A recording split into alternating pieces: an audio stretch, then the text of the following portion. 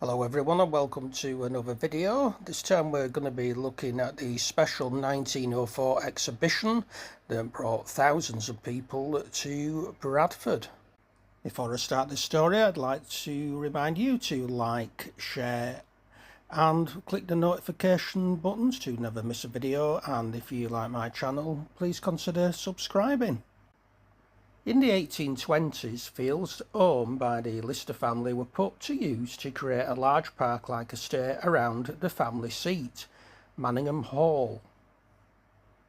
In 1870, Samuel Cunliffe Lister, owner of Manningham Mills, sold the estate cheaply to the Bradford Corporation, which is known today as Bradford Council, on the condition that it could be used as a public park.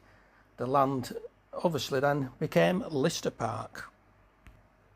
At the turn of the century, something was needed to boost Bradford's then ailing reputation as a prominent place for trade and industry. In 1902, while Cartwright Hall was still being built, Bradford Corporation made plans to hold an exhibition to coincide with the opening of the grand public building. The proposal was to create the attraction known as the Bradford Great Exhibition in a large area of Lister Park. An industrial hall, 300 feet long and around 180 feet wide, was built from corrugated iron and wood with 6 transepts. The textile hall was to occupy the main hall, with demonstrations of every process of manufacture up to the finished garment.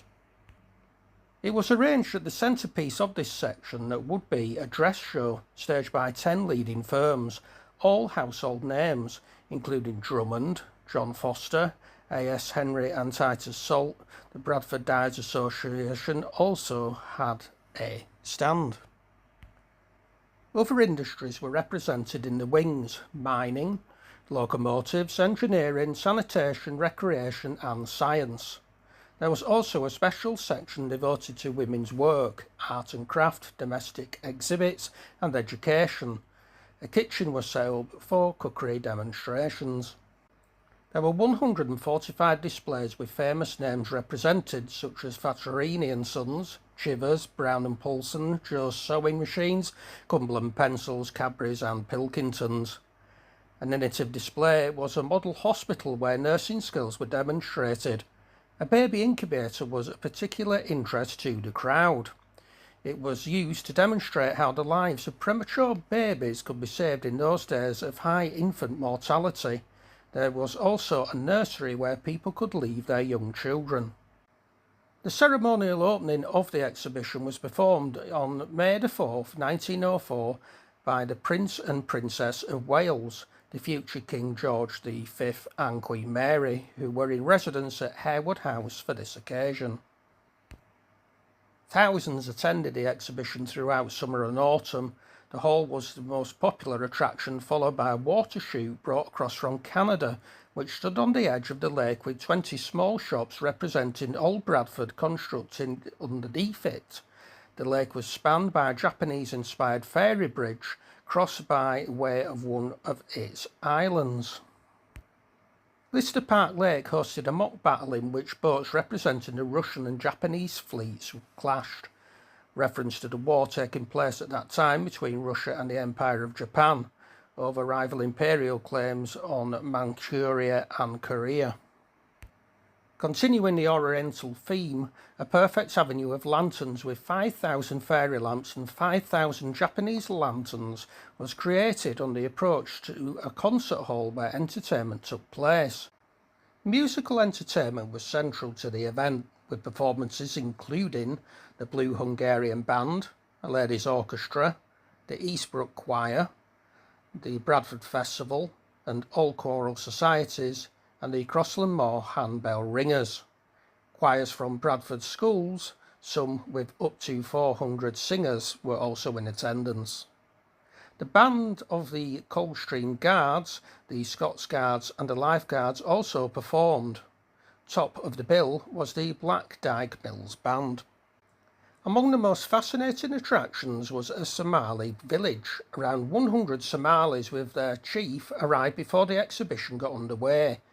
They built their own huts in a walled compound and lived in them daily, giving demonstrations of dancing, spear throwing and shooting arrows. According to the official report, they maintained their attractive character throughout, and under the trying conditions of the Yorkshire climate, behaved in the most creditable manner. During their time in Bradford, one of their huts was destroyed by fire, and one female villager, Halmino Abdi Badel, died of tuberculosis. She was the first Muslim to be buried at Bradford at Sculmore Cemetery. Moving on to a happier note, a daughter was born to the head of the Somalis, the Sultan Ali, and his wife Fatima during their stay. She was named Hajia Yorkshire. The exhibition closed on October the 29th. The official report contains details of receipts. 21,640 season tickets were sold at 10/D each. Now please do tell me in the comments what that means, as I'm not familiar with that old currency. There were other concessions such as weekly tickets and a package deal of entrance tickets with a railway excursion fare, of which more than 17,000 were sold. By this means, visitors were attracted from Morecambe and other Lancashire towns, as well as other parts of Yorkshire and further afield. So there you go, folks. There is the Bradford Exhibition in 1904. I do hope you have enjoyed the video. If you have, as I've already mentioned, give it a like, share, and consider subscribing, but at least click on the notification button so you never miss another fascinating video. Take care of yourselves, folks, and goodbye for now.